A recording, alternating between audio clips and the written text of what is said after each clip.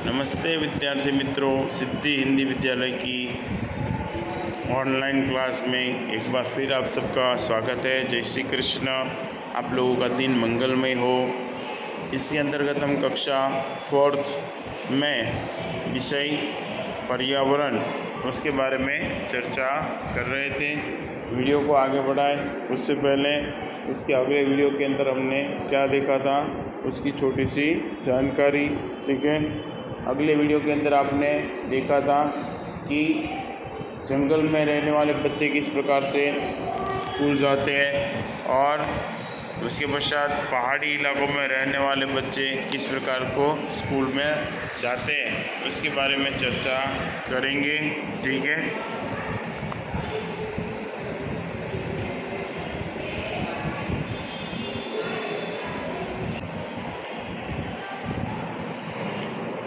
चलो,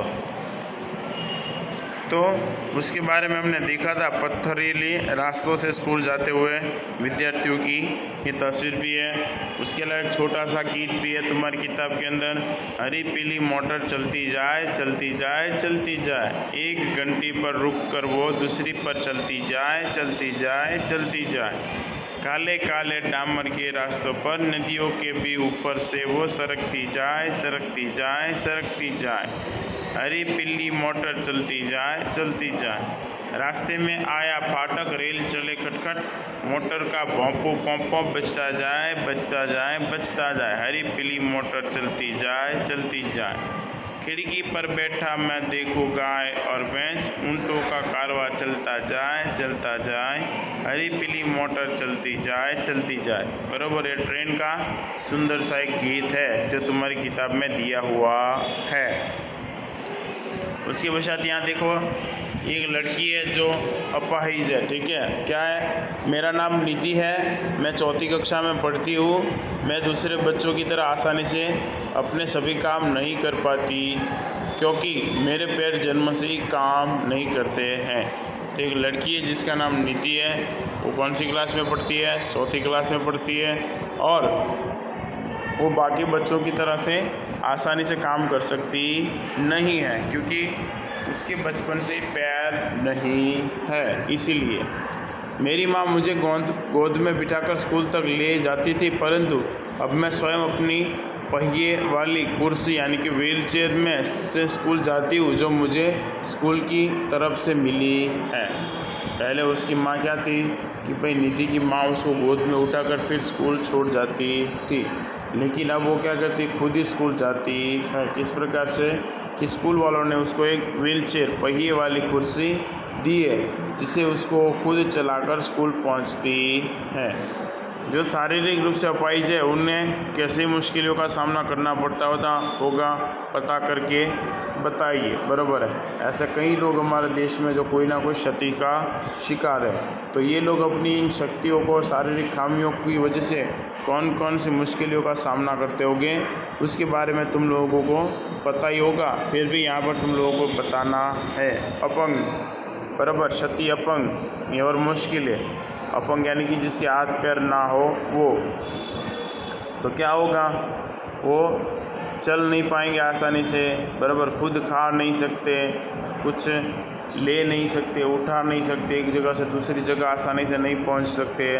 तो ये मुश्किलें पड़ती है। अंध हो गए तो ये सुंदर सी दुनिया को नहीं देख पाएंगे, लोगों को नहीं देख पाएंगे, अपने आप चलकर कहीं जा सकते नहीं है।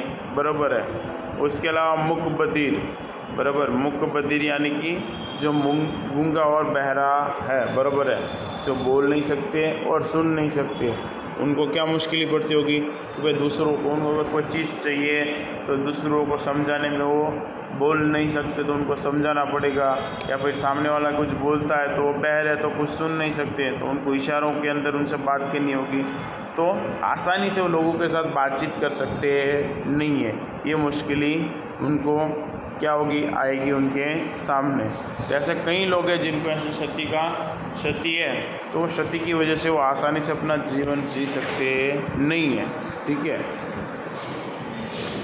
आंखों पर पट्टी बांधकर मैदान में घूमी, क्या महसूस हुआ बताइए। ऐसे अन्य क्रियाकलाप अपने अध्यापक से जानकर कीजिए और अनुभव बताइए। आंखों पर थोड़ी देर पट्टी बांधकर फिर घूम कर दिखाओ। बराबर हालत ख़राब हो जाएगी तुम लोगों की, बराबर ना। आंखें है पर अगर थोड़ी देर के लिए भी हम पट्टी बांध दें तो ऐसा लगता है कि वो दुनिया सारी काली ही है, बराबर कोई रंग नहीं है। तो ऐसे ही क्रियाकलाप एक बार एक पैर को बांध कर देख लो, पैर को ऊपर बांध दो, फिर चलना सीखो, देखो क्या महसूस होता है। एक बार अपने दोनों हाथों को बांध दो, उनका उपयोग किए बिना काम करो, तब पता चलेगा। तो ऐसी कई सारे ऐसी चीज़ वस्तु है, अगर तुम लोग खुद करोगे तो तुम लोग उनकी जो मुश्किल है उनको महसूस कर पाओगे। उड़न खटोला यानी कि रोप पे। आप पावागढ़ या अंबाजी गए, वहाँ तलहटी से शिखर के मंदिर तक पहुँचने के लिए उड़न खटोला इस्तेमाल होता है।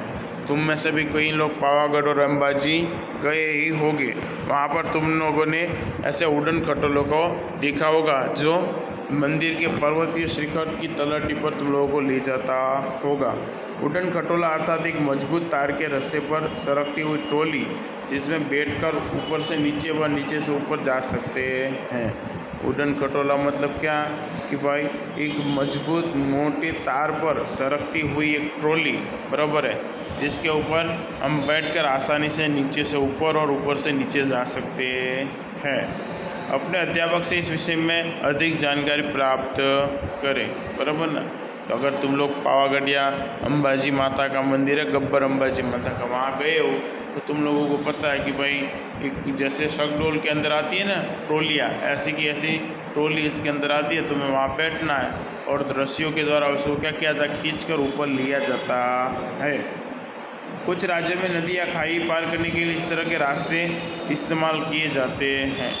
कुछ राज्यों के अंदर नदियों को पार करने के लिए भी ऐसे रास्ते बनाए गए कि भाई सब बड़ी नदियाँ हो और वहाँ पर पुल की सुविधा ना हो, तो वहाँ पर इस प्रकार की क्या की जाती कि अगर वहाँ पर पुल भी ना बन सकता हो तो ऐसी उड़न खटोलों का उपयोग करके उस नदी के पार करने के लिए उपयोग किया जाता है। बच्चे भी स्कूल पहुँचने के लिए इन्हें इस्तेमाल करते हैं, और ऐसे इलाकों में रहने वाले बच्चे भी स्कूल जाने के लिए ऐसी उड़न खटोलों का उपयोग करते होंगे, ठीक है। इसके अलावा कुछ राज्यों में खूब बारिश होने से रास्तों पर पानी भर जाता है, उसे पार करने के लिए बांस के पुल का इस्तेमाल होता है। कुछ जगहों पर लकड़ी का पटरा या रस्सी का पुल भी इस्तेमाल किया जाता है। रास्ते के घने जंगल, खेत, नदी, पहाड़ या रेगिस्तान भी कोई बर्फ़ नहीं पड़ता है। हम सभी संकटों को पार करके स्कूल पहुंचेंगे। स्कूल पहुंचने में आपने कभी कोई परेशानी महसूस की है? ठीक है, आज यहाँ तक करते हैं, बाकी का कल देखेंगे। वीडियो को सुनने के लिए धन्यवाद।